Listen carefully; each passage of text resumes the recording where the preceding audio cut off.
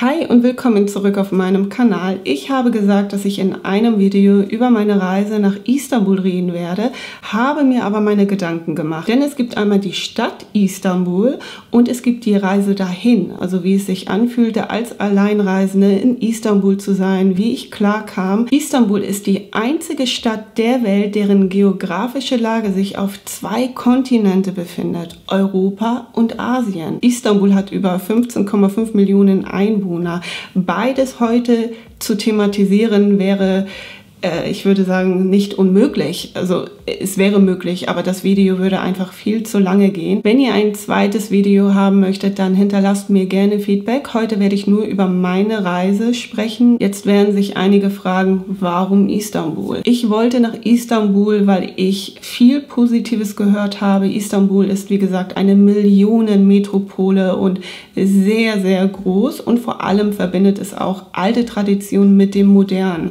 Also Istanbul hat sehr viel Kulturelles zu bieten. Der Basar, einer der größten der Welt, der täglich über 100.000 Besucher hat, der über 4.000 Shops besitzt, das ist schon mega, also das kann man sich so gar nicht vorstellen. Das ist mit keiner Stadt in Deutschland zu vergleichen. Das ist eine ganz andere Atmosphäre, ein ganz anderer Flair. Ich habe mir das alles anders vorgestellt. Ich wusste, dass Istanbul groß ist, aber dass Istanbul so groß ist, nein, das war mir doch nicht so bewusst. Und wenn du dann in der Stadt bist, bekommst du halt auch das Gefühl dafür, dass du eine Ameise bist, dass du eine Ameise unter 15 Millionen bist, so in der Art. Ich bin also nach Istanbul, um die Stadt zu erkunden, und ich war mir nicht sicher, wie lange ich meinen Aufenthalt gestalten möchte, denn was möchte ich denn sehen? Möchte ich die Sehenswürdigkeiten sehen? Möchte ich Istanbul an sich kennenlernen? Viele sind der Meinung, dass du mindestens 4 bis 5 Tage brauchst, um die meisten Sehenswürdigkeiten zu sehen.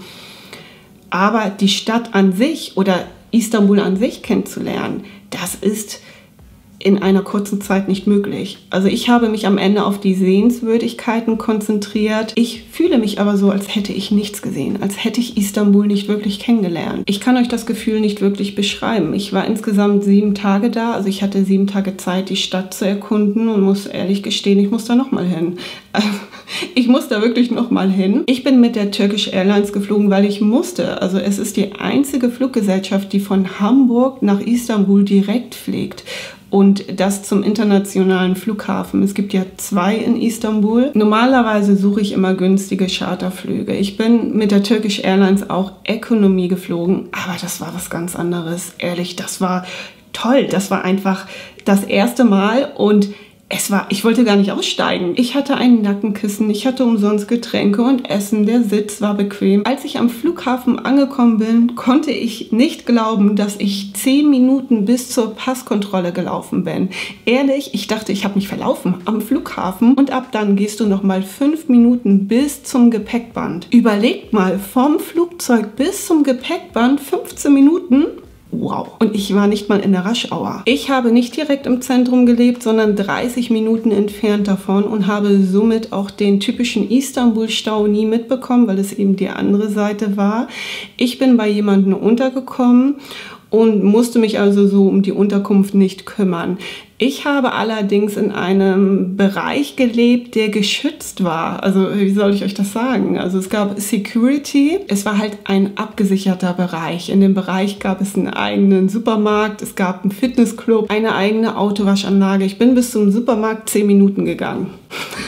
Ja, schon ziemlich groß. Ich glaube, diese Anlage, ich weiß leider nicht, wie man die nennt, Ziete oder sowas, hatte über 10.000 Einwohner. Also schon ein sehr großer Bereich. Für alle die etwas sicherer leben wollen und die eben auch beruflich viel unterwegs sind. Ich habe mich sehr wohl gefühlt. Sehr sicher. Ich habe mich, wie gesagt, mehr auf die Sehenswürdigkeiten konzentriert. Also die Blaue Moschee habe ich mir angeguckt, mega empfehlenswert.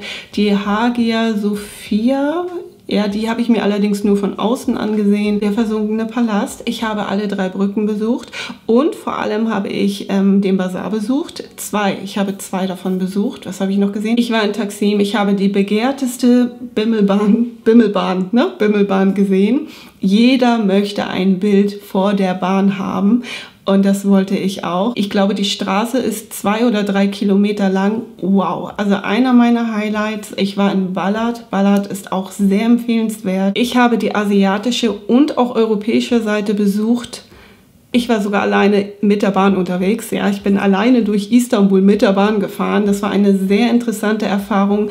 Bin aber ganz ehrlich, ohne Google Maps ist man verloren. Es gibt Sehenswürdigkeiten, die sind so weit auseinander, da fährst du teilweise über eine Stunde hin. Ich war auf den ägyptischen Basar und dachte danach, komm, vielleicht schaust du mal, was drumherum ist. Du gehst einfach rum und so erkundigst die Gegend, so wie man das macht. Ich hatte Google Maps an und irgendwann wusste ich nicht mehr, wo ich war. Ich war weg. Es ist nicht wie in Hamburg, wo du vielleicht eine Straße findest, die nicht so gut besucht ist, wo du vielleicht alleine durchläufst oder so. Nein, Istanbul hat auch sehr viele Hügel. Du gehst gefühlt immer nur nach oben oder immer hoch und nicht irgendwie runter. So, also man muss schon gut zu Fuß sein oder man muss einigermaßen fit sein. Es gibt Läden in Istanbul oder Shops, ich rede jetzt von Einkaufsläden, da habe ich das Gefühl gehabt, das ist Wochenende, Cyber Monday und Black Friday zusammen. Also die Läden waren teilweise so überfüllt, das habe ich noch nie so erlebt, das habe ich noch nie so gesehen. Istanbul hat eine besondere Atmosphäre, finde ich, und ist definitiv empfehlenswert. Es ist eine Stadt für Alleinreisende, bin ich der Meinung. Ich habe mich zwar öfter hilflos gefühlt, weil ich nicht wusste, wo ich bin, weil Istanbul so groß ist,